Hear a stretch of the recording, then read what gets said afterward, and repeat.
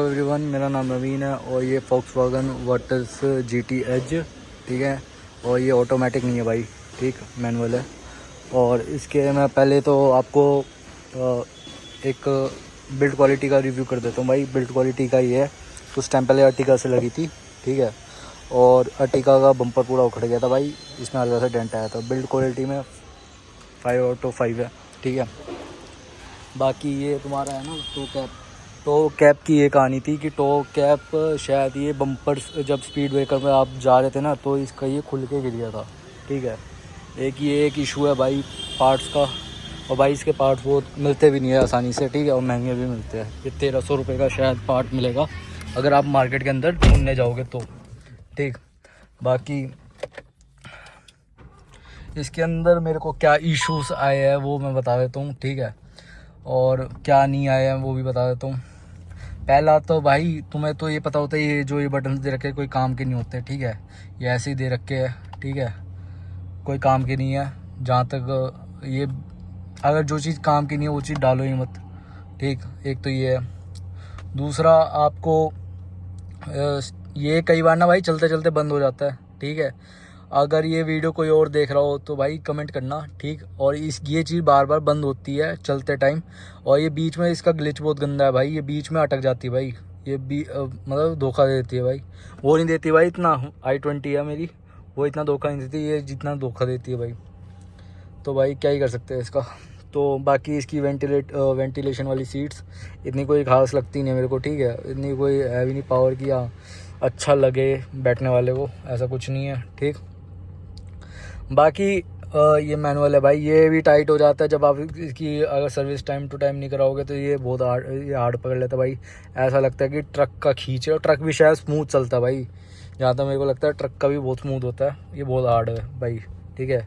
अगर तुम लो तो भाई, अगर तुम, मैं तो इसलिए यार मेरे को पसंद है, ठीक है, इसलिए मैंने ली, ठीक है। लेकिन भाई आप सिटीज़ में अवॉइड करो, ठीक है। अगर आपका मतलब हाईवे पे बढ़िया सिस्टम है ना तो फिर ले सकते हो, वरना आप ऑटोमेटिक पे जाओ। अगर आप सिटी मुंबई या पुणे वगैरह साइड से अगर ये वीडियो देख रहे हो तो भाई रिकमेंड करूँगा कि आप ऑटोमेटिक लो। दूसरा भाई इसका क्लच भाई बहुत हार्ड है, ठीक है, बहुत हार्ड है। मज़ा भी आता है लेकिन हाँ, लॉन्ग अगर आप सिटी में चलाओ तो आपके घुटने बोल जाएंगे भाई, ठीक। और भाई काफ़ी दबा के लगता है क्लच भी ना, बहुत दबाना पड़ता है इसके अंदर, डीपली पूरा देना पड़ता है, फिर उसके बाद होता है कुछ। तो एक तो ये है इशू भाई। और बाकी इसका ना एक और दिक्कत आई थी मेरे को फ्यूल पंप की भाई। फ्यूल पंप का मैं आपको बता देता हूँ। फ्यूल पंप का ये इशू है कि भाई ये ना अभी 18,000 किलोमीटर कुछ चलिए, 18,300-400 हो जाएगी अब। तो इसमें ये दिक्कत आई है कि भाई ये जो फ्यूल पंप है ना बहुत जल्दी फूक जाता है, ठीक है। जो ये नई गाड़ियाँ आ रही है इनका फ्यूल पंप पता नहीं क्यों फूक जाता है। इसलिए ये कह के कि BS6 इंजन है, उसके बाद आपका पावर फ्यूल डलेगा, ठीक है भाई। ये सब मेरे को नहीं लगता कि ये ऐसा होना चाहिए। उसके अंदर भी यही दिक्कत आई थी i20 में, वो शायद 20,000 या 15,000 किलोमीटर में फूक गया था उसका, ठीक है। जहाँ तक मेरे को लगता है भाई ऐसा नहीं होना चाहिए नई गाड़ी में। मेरे को लगता है पार्ट्स में फ़र्क आता है, ठीक है, जो ये प्रोडक्शन में जो गाड़ियों में डालते हैं और जो उसके बाद लगा के देते हैं, क्योंकि गाड़ियाँ ये वारंटी में होती है, इंश्योरेंस में लगता है सीधा, और ये पार्ट्स चेंज होके आ जाते हैं। लेकिन हाँ, 10 दिन 15 दिन जो बंदा आपका ख़रीद के लेके जा रहा है प्रोडक्ट, वो वेट कर रहा है इस चीज़ के लिए कि अब गाड़ी आएगी 10 दिन लगा के, फिर 15 दिन लगा के। ऊपर से इनकी अपनी चीज़ें चलती रहती है कि ये चीज़ ख़राब हो रखी है, आप ये चेंज करा लो, वो करा लो। और इनके पार्ट्स भाई मत पूछो भाई, बेखाम के। वो टो कैप 1300 रुपये का दिखा रहा है, 1500 2000 रुपये का कंपनी के अंदर बता रहा है। 1300 रुपये तो बाहर का मैं बता रहा हूँ रेट, वो छोटी सी टो कैप के लिए, ठीक। बाकी भाई ये जो चीज़ होती है, जैसे मिरर वेरर का आपका एक कवर उतर जाता है ना, मिलता नहीं है इजीली, ठीक है। ये आप या तो आप जाओगे ना मार्केट में, वो बोलेगा पूरा लो, जो 4,000 5,000, ये तो शायद वर्टस का तो और महंगा होगा, ठीक है। एक ये इशू होता है, ठीक। बाकी इस गाड़ी में ना यही मेजर इशूज़ है भाई। गाड़ी चलने में ओके है, कोई दिक्कत नहीं है, पकड़ के चलती है, दब के चलती है भाई। थर्ड गियर पे है, आपको ऐसे ये नहीं करेगी कि हाँ अब जब आप एक्सेलेरेट कर रहे हो कि ये अब गियर बदलोगे भाई। वो तीसरे गियर में ना 120 130 भी जाएगी, कोई दिक्कत नहीं है। और दूसरे गियर पे 100 भी टप जाएगी भाई, ठीक है। जब 100 टप जाएगी ना उसका, फिर तीसरा लगाओगे तब वो आपका 130 तक जाती है भाई। मतलब गाड़ी ओके है, ठीक है। इसमें नहीं है कि हाँ ये बीच में बोले कि गियर चेंज कर, आप दे रहे हो ना एक्सीलेटर तो देते जाओगे अंदर कि भाई जा, जितना ये खींच सकती है वो खींचेगी अपने तरफ, कोई दिक्कत नहीं है। 1.5 GT है भाई ये, ठीक है। TSI है, TSI बेकार है भाई, दम तोड़ देगी वो। हाँ मोड्स वोड्स कराने के लिए लोग लेते हैं, फ़ायदा नहीं है उसका भाई। पहाड़ों पे ले जाओगे वो गाड़ी दम तोड़ देगी, कोई फ़ायदा नहीं है। ये ओके, इसमें एवरेज भी अच्छी है, लेकिन ऑटोमेटिक में एवरेज अच्छी है भाई। ये 10.5 दे रही है, ये मेरे को अच्छी लगती है। 10.5 दे रही है एटलीस्ट, नहीं तो 7, 8, 9 इससे ज़्यादा कुछ खास नहीं देती थी सिटी के अंदर, ठीक है। और अगर आप थोड़ा 1 घंटा 1.5 घंटा चलाओगे तो जाके 12-13 पे आएगी, उसके अलावा ये कुछ खास देती नहीं है भाई, ठीक। और भाई पहले तो फ्यूल का तो देखा ही मत करो, इन गाड़ियों में तो फ्यूल का मत ही देखो, उसमें देख लिया करो। वो रख लो एक i20, मैं तो यही कहूँगा वो सही है भाई। उसको भी कहते हैं वो ज़्यादा पीती है, नहीं भाई वो कम पीती है। ये लोगे तब पता चलेगा कौन क्या पीता है भाई। बाकी यही है, बाकी गाड़ी में ये अब आपका ऑटोमेटिक ये आ गया।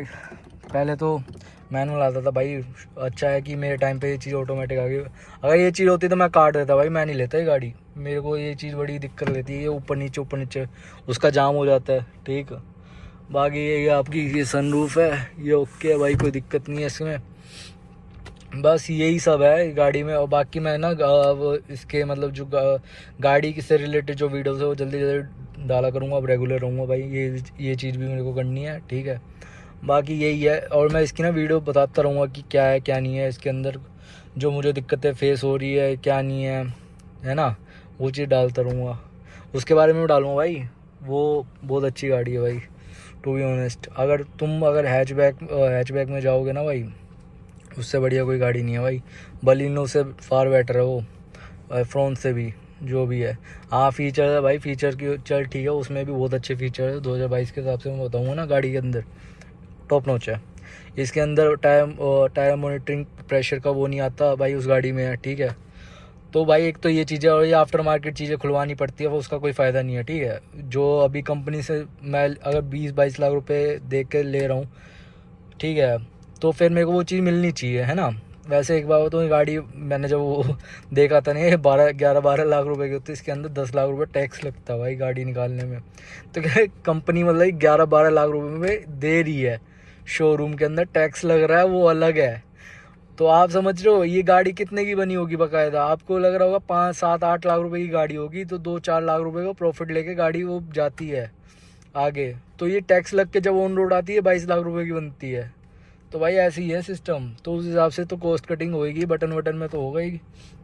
बाकी ये बाहर की कंपनी है, इस पर वैसे ही पता नहीं पार्ट्स का कौन से दिक्कत आ रखी है, तो उसका भी पता नहीं क्या है, टैक्स टूक्स का सिस्टम है। 1.2 बिलियन वॉक्सवैगन ग्रुप पे लग रखा है इंडिया के।